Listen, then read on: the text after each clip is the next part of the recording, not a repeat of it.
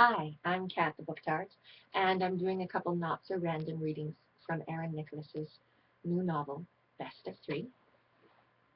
It's the third book in her Countdown Love series, and I got such a kick out of this heroine, Emma Dixon, and her guy, well, Nate. So this is my third teaser. But he couldn't stand the idea that the sassy, mischievous, vivacious woman he'd known and been resisting could be vulnerable in any way. Watching her sweat through rehab had sucked too. Fortunately, she bitched and moaned and he'd been able to tease her and push her. That had saved his sanity as much as it had hers. Like now, her hip hurt. She wasn't fully recovered.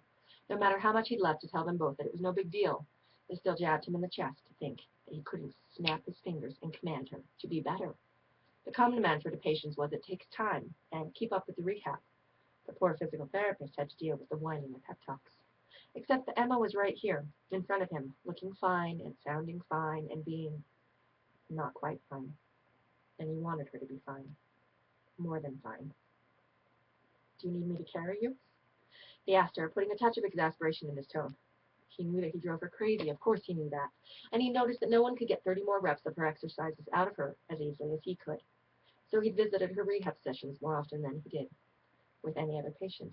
She looked at him. Slowly, her mouth curled.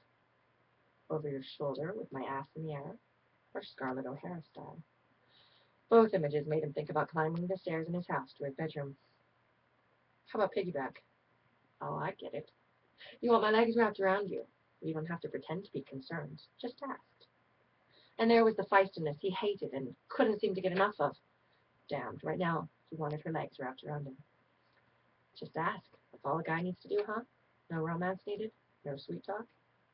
She smiled. I said, that's all you need to do. He didn't respond to that. That was the best approach. That was almost always the best approach when it came to him and Emma. It was not the one he always used, but it was almost always the best one.